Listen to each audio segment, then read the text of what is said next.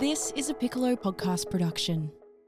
Welcome to Adam Shant at Large. I'm back from Egypt, a lightning visit of just 8 days with my son. I first promised I'd take him there when he was 12. He's now 30. Sometimes these things happen at the right moment. The timing was in part due to the late Brian Murphy, who died on Anzac Day. On his deathbed, Murphy ordered me to make this trip, even though it meant I'd miss his funeral.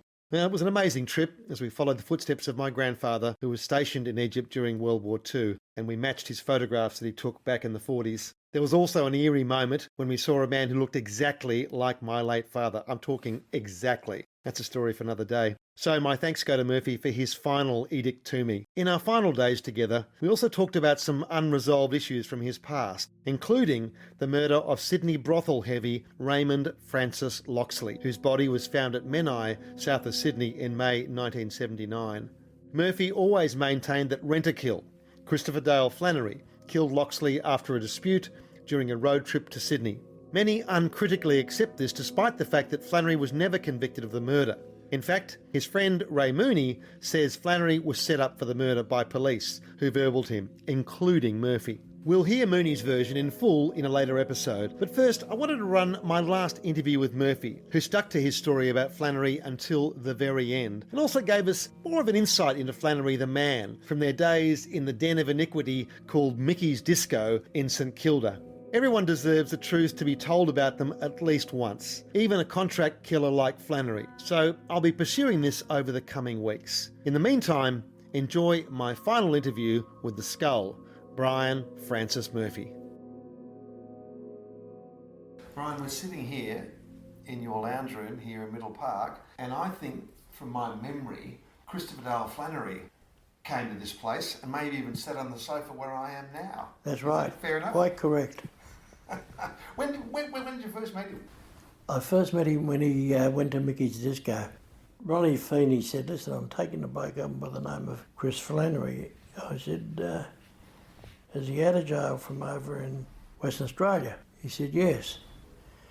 I said, "Well, how'd he get a job here?" He said his wife, he said he's been working as a milkman and he wants to get out of that because if the coppers see him running around of a night and anything goes wrong, they'll blame him. And he put on Ronnie Feeney to take him on. Now, Ronnie Feeney was on probation to me from a probation officer in Sydney. Very unusual relationship. Yeah, but I got along all right with Feeney. Feeney was a good source of information. And the people that came in there were also a good source of information. Some would talk to you, some wouldn't. Some couldn't talk to you quick enough. Frank Green rang Paul Higgins and myself. He said, "I'll give you $150 a week to get in and find out." He said, "That appears to be the bloody cesspool of Melbourne." Frank Green was the boss of Victoria Police's Bureau of Criminal Intelligence. He says, "We can't watch them all the time, we can't. The noise is that loud you can't hear anything that people are talking about. And we want you and Paul to be my ears." And every time, sometimes I might ring him 15 times, this is Frank Green, 15 times a day, not with the lot, but with tidbits. Because everyone knew who you were. You were the scourge of South Melbourne at the time and probably in a few other suburbs. Yeah. And here you are mixing with these people. They're all there for villainous purposes or consorting with others. How was the coexistence? That's what I don't understand. It didn't worry. It didn't worry me because I had Frank Green to back me up to say that he asked me to go there. They think that I'm the real Brian Murphy. He's the real Paul Higgins. And they don't give a stuff about the police department. And they opened up quite a lot. One night I was at the front door of Mickey's Disco and Chris Flannery said to me, "I guarantee they're fucking coppers over there in the van." What am I going to say? "No, they're not." Straight away, you'll doubt me. I said, "Well, why don't you go and knock on the fucking door and ask them?" Now, the blokes in the van heard it. And they said, "That low bastard, he's sending them over here." And Flannery said, "Pig's ass, they're liable to fucking shoot me." I said, "Well, there you go. So you're stuck with it. Either they are or they're not. And you'll never know unless you go and knock on the door." And I quietened him down, but they went back to Green and said, this bastard, he's doing this, that and the other. That's what I was getting paid to do as a policeman and for Frank Green. But you're also giving Flannery and I guess others there the idea that, well, I can step across the line here. I might be able to assist you. And that is a good example of it. Yeah. Chris Flannery was there one night and he said to me, I trust you and Higgins more than these other bastards here. And he did. He told us lots of things, just about his life and about the coppers in Western Australia. A lot of other things that meant not a great deal to me, but would mean something to Frank Green. Now, every time I rang Frank Green prior to doing this, I was still ringing Greenie every day because that was the squad I had. And I was in the county court one day and they asked me a question. I said, well, I told Frank Green. And they said, well, how do you know? How would you know? I said, Greenie used to write up in a book. And the judge said, oh, Murphy's Law. And it was a leather-bound book too, the old-fashioned ones with the leather about 2 inches down from the top and 2 inches from the bottom, and the rest was embossed. Yeah. And he said, is that book still in existence? I said, I hope so. Anyhow, they called for the book, and what I told them in the court was correct. So Green not only took from me, he also took from Higgins. And different things Higgins would say, do you reckon Greenie knows about that? I said, no. He said, well, tell him. Are you going to tell him or am I going to tell him? And that's the way it worked out. Now, I had Chris Flannery in Russell Street one night, and I picked him up, and I was questioning him about a murder in Sydney of... Loxley? I had him in Russell Street, and I was questioning him. He wouldn't be questioned anywhere near a desk, and he checked me for a tape. I said, I'm not taping you, I'm asking you. Anyhow, we started talking about his kids and he started crying. And this drunken senior sergeant comes into the room with Mrs. Flannery and Mrs. Feeney. And straight away he's trying to wipe the tears away. I hadn't put a finger near him, but I knew how to get him emotionally upset, And he was telling me about Loxley, how he'd had the car cleaned 3 times on the way back to Melbourne in those car washers, so that there'd be no dirt from New South Wales and only Victoria. And I said, oh yeah. And Kathy come in and she saw him crying and she said, you've been fucking belting him. I said, hey, just quieten down. I said, he's all right. She said, he's saying nothing more to you and he's coming with me. Feeney's wife was as good a gold. She just shut her mouth. She had to come along with her. There's some of the things that happened and down. So he was basically in the middle of a confession to you about what he'd done. Yeah. And why do you think it was? I mean, why do you think you could, as you say, push those emotional buttons with him? Mate, you've either got it or you haven't. Now, the night that they picked up one of the blokes that was charged with the murder of Wilson, Yep. the barrister from New Zealand. Yep, Roger Wilson. Roger Wilson, a solicitor who was murdered in Melbourne. Yeah, Roger Wilson was a barrister and he was a wheeler and dealer. The chap that they charged with his murder was a solicitor. Now, I'd heard, Feeney had told me they're going to kill a solicitor and abduct him and kill him. The solicitor charged with Wilson's murder was Mark Clarkson, but he beat the charge, as did Flannery. Flannery's wife, Kath, was also charged, but it was withdrawn before the trial. I walked in to where they had this fellow, and they got a message from Delanus, don't let Murphy anywhere near him, because he knew that I would get the truth out of him, and I wasn't allowed to go near. Why would that be a bad thing? It was all ego with Delanus. The homicide had a bloody ego bigger than Texas, and some shit-kicking detective sergeant coming in and doing their job or getting it out. But I reckon that night he was looking at me, I could see him shitting himself, and he thought to himself, I'm going to be in strife here. And I never questioned him. But they all beat that murder of Wilson. And Alphonse reckons that's the worst job he ever had. He had to go and shift the body. Had to shift the body a couple of times, he said, digging up the body. And because Flannery had ordered him to go and dig up the body. And yeah. So this information's now flowing. You're Feeney's probation officer. You're all in Mickey's. There's Ray Mooney. There's Flannery. There's a whole bunch of other villains around the town. I mean, what was an average night in there? How would it go? Well, the music was about as loud as a thunderclap. Chris Flannery, he admired us because we could have a go. But now, Flannery himself, he'd been in Pentridge, he had 6 times down in H Division, Yeah. He'd been brutalised beyond belief down No there. doubt. And that was the order of the day. But when he comes out, could you see the impact on him? Because he gets harder in there. He gets hard. He was in boys' home initially and got abused there, and he goes. So, what was his personality when you met him first? It was as good as gold. A bit weary of us. One night, I'm on the door of Mickey's, talking to them, and a bloke looks at his wife. She was behind the counter. He said, "You're beautiful." And she called Chris over. She said he was trying to come onto me. He's got a rasp and it's running across this bloke's eyes. Like a carpenter's rasp? Yeah. And I come out later and there's this bloke sticking around. I said, "What's wrong?" He said, "Mate, nothing. Fucking nothing." He knew who Chris Flannery was. And he just wandered off into the dark. And I said to Chris, "What happened?" He said, "Nothing." I said, "Good." Which I didn't expect him to say any more. I said, "Fair enough." Then he come to me and he'd say, "Be careful of that prick over there. He hates you. And he'll have a go at you at the slightest option, you know." And sometimes there were brawls there every night. And he'd come running down. How many were you involved with there? Several. Several. You had to defend yourself.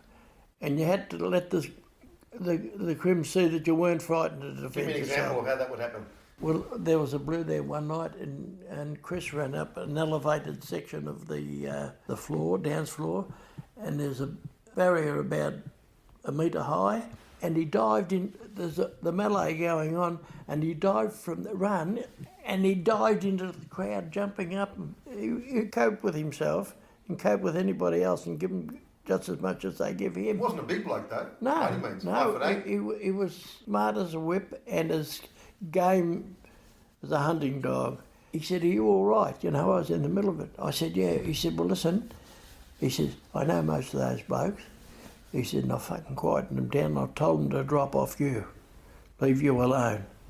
And that's how I found him. Yeah, it's hard to understand how this hard man who becomes the notorious... No, he wasn't a hard man. He wasn't? No, he wasn't. Even despite what happened to him in Pentridge? Yeah, he knew that he was on a good thing here with Feeney.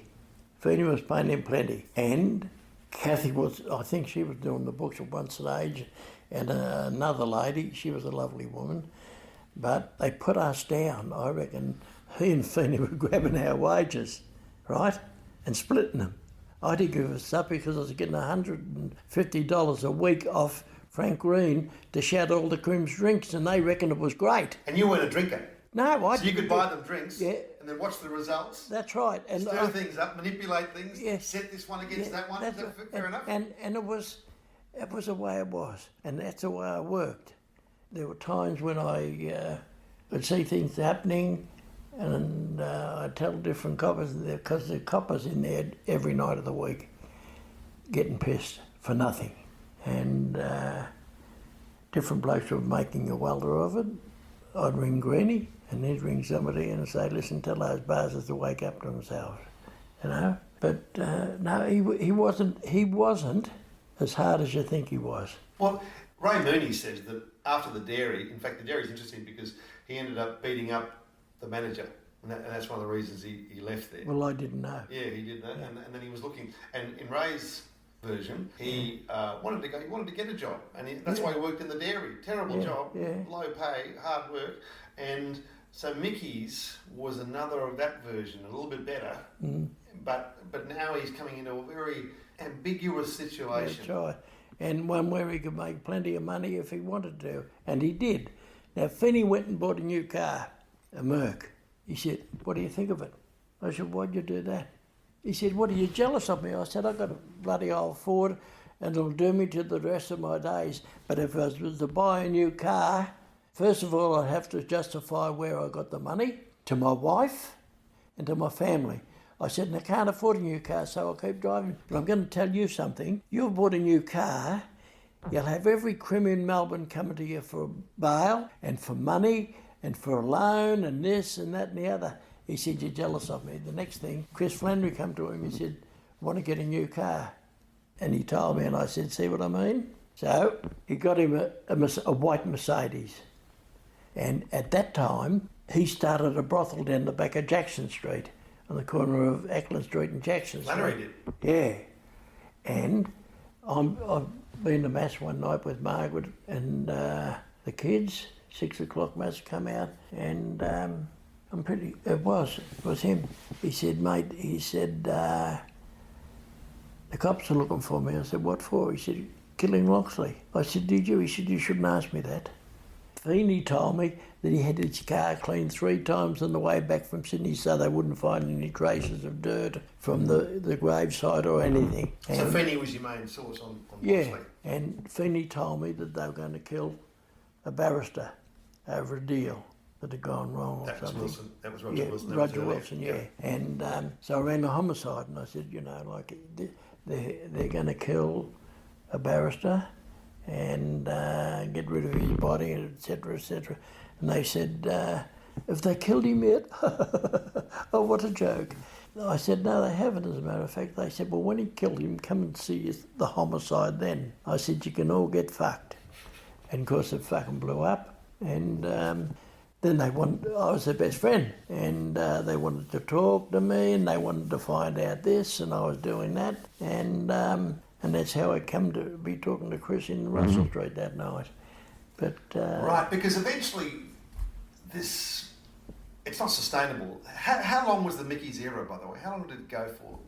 And how long were you associating with Feeney and Flannery and co? About 12 months, I think. A very packed 12 months. Oh, mate, it was packed every night. And you do your full job. Yeah. And then you go to Mickey's at night. That's right.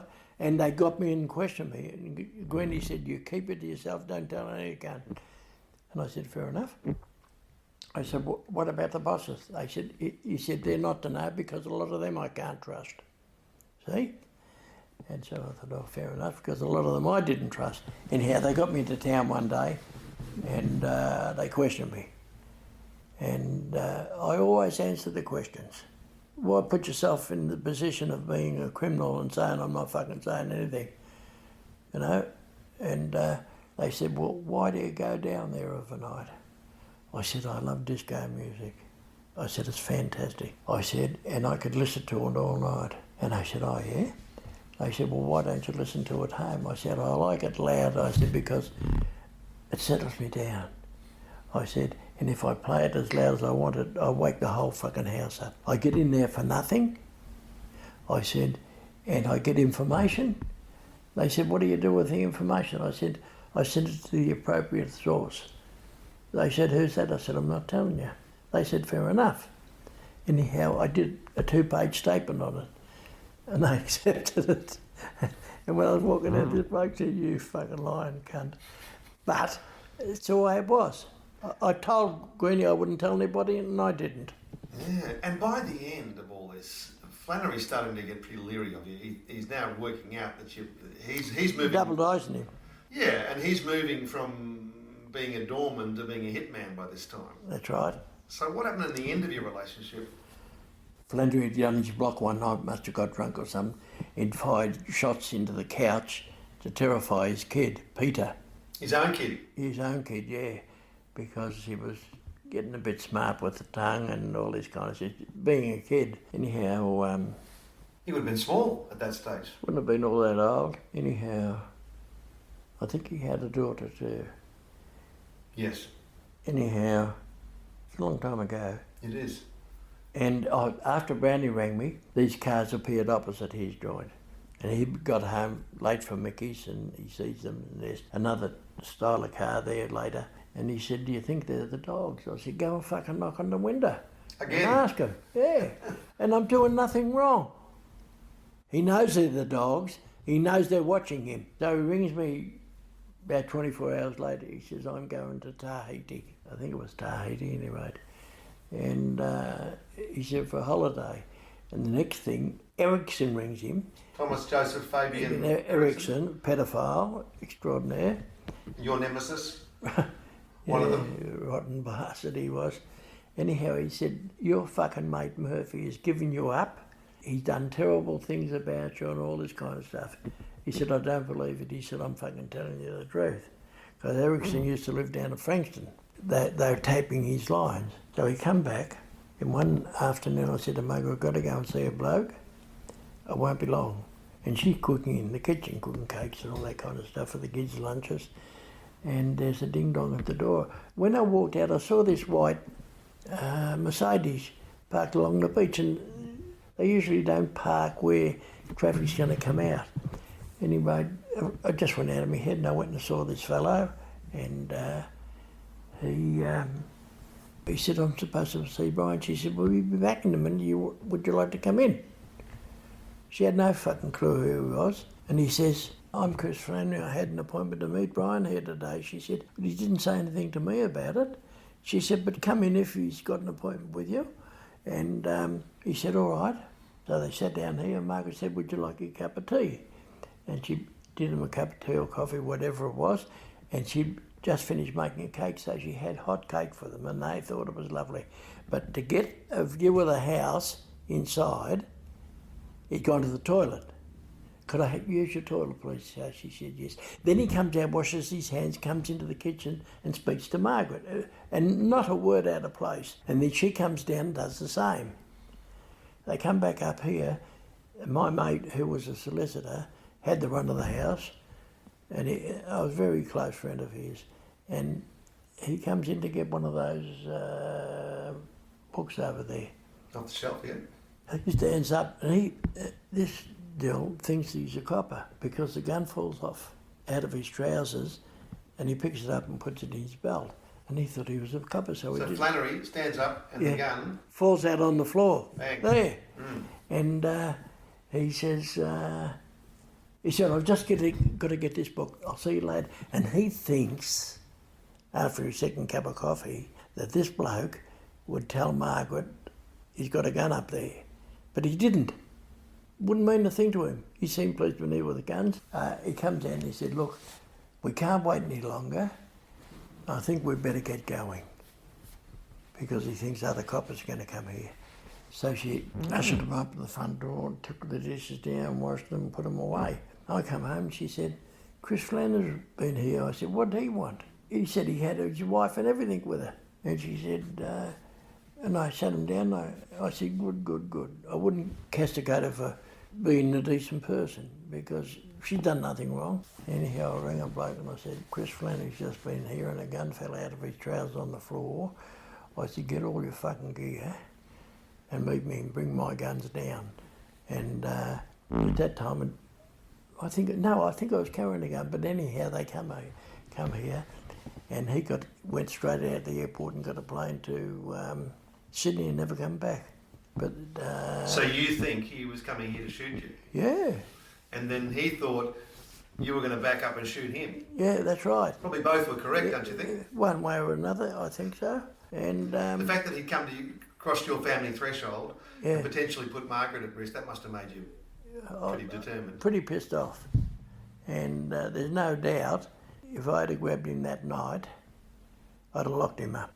And he would have told me why he was here, and there wouldn't have been a punch thrown, because I didn't have to with him. Thomas Joseph Fabian Ericsson was colouring in the water. He was stirring him up, because Ericsson was frightened of me and thought, well, I'll kill two birds with the one stone here. But he was a terrible piece of business. He was. He lost a leg and died in hospital. I think you gave him a final send-off with a phone call that you may recall or not. I did. What did you tell him? I rang the hospital and I said, my name is John Curtin. I'm a Carmelite priest from Middle Park, who was his cousin or close relative. And I said, I'd like to speak to Tom. I said, I believe he's very, very ill.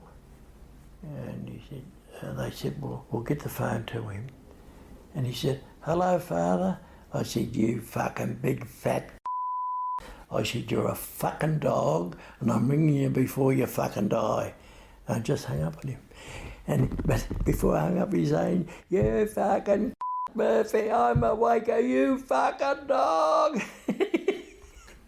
I thought it was rather funny. I think there was a reference from you to taking his remaining leg and stowing it in a place where he could use it as a where stool. the sun doesn't shine. Yes, you can make a little stool out of it. Yeah. A bit tricky, but yeah. So Flannery though, he takes off.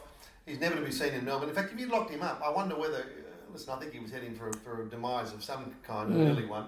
But the move to Sydney was his undoing. Yeah, obviously, because he was told to be quiet, and he's told by Rogerson, all of them, behave yourself up here. But he couldn't help it. He got up there and wanted to be Mr. Big, and he had McPherson and all those bastards up there, and they weren't going to take this bastard. But she finished up going up to the Raintree Forest up in Queensland, and she started a car renting business called the Jolly Green Frog. One night, Billy Maloney, his brother was shot on the toilet by the toe cutters, and Billy Maloney come to Melbourne, and Billy Maloney went to a nightclub up there, and he said the lovely Kathleen was driving him home from the nightclub, and a gun come out from under the seat. Jesus, he says, what are you doing that for? She says, I'm fucking waiting for Murphy to try and kill me, and I'm going to fix him. Yeah. Was that your plan? No. I couldn't give a stuff about her. She was a terrible piece of work. And I hope her kids turned out all right, like apparently Chuck's kid has. Ray Chuck Bennett's kid, yeah. Yeah, because she didn't deserve to have them. Yes. Okay. Flannery, though, he's become the most notorious hitman in Australia, rent-a-kill. It's everyone, he's been dead a long time and still people talk about him. I mean, what's your attitude to the legend about him? I don't reckon he killed as many as supposed to. You don't think he had it in him? I think he had it in him. I think at the right time he could do his block and shoot you. But and I think that beating and brutality in Pentridge set him up for it. Brutality in anywhere, and not only that, his brother, Dancing Ed Flannery, was a lawyer, and he used to say to me, it's not Chris's fault. I said, you're his brother. He said, I know. He said, I know you. He said, and I don't believe you've ever done a thing to hurt Chris. And he admires you. And probably misplaced, given that you were trying to lock him up for murders. That's right. But that was my job, and poor old Roger Wilson, he didn't deserve what happened to him. He was the son-in-law of a mate of mine, and that's just how it goes. Yep, live a violent life and meet a violent end. And that's what I said to somebody the other day when George Joseph died. I said he had a better death than the fellow up in Withers. Donald McKay? Yeah. Because Joseph's had supplied the weapon to Donald Bazley. And was in plenty. Jimmy Bazley. And that's another story for another day. Another story another day, indeed, yeah. That was the very last interview I did with Brian Francis Murphy. He passed away on Anzac Day this year, and I thank him very much for his friendship and the stories he told me. I'll be following up a few more, I guess, as I try to unravel some of the stories he didn't tell me, but that's definitely an exercise that we'll be pursuing. And by the way, as we've told you, we'd like to get a sponsor for this podcast. If we're going to continue making these stories about things that you haven't heard of, the stories that don't make it into the media, that you don't know, we do need to have some financial support. So get in touch, sponsor Adam Shand at Large. We'll be taking a break shortly for a couple of weeks while we tidy things up and get our sponsorship in place. But thank you for all your support, and we look forward to bringing you more stories very soon. Thanks for listening. I'm Adam Shand.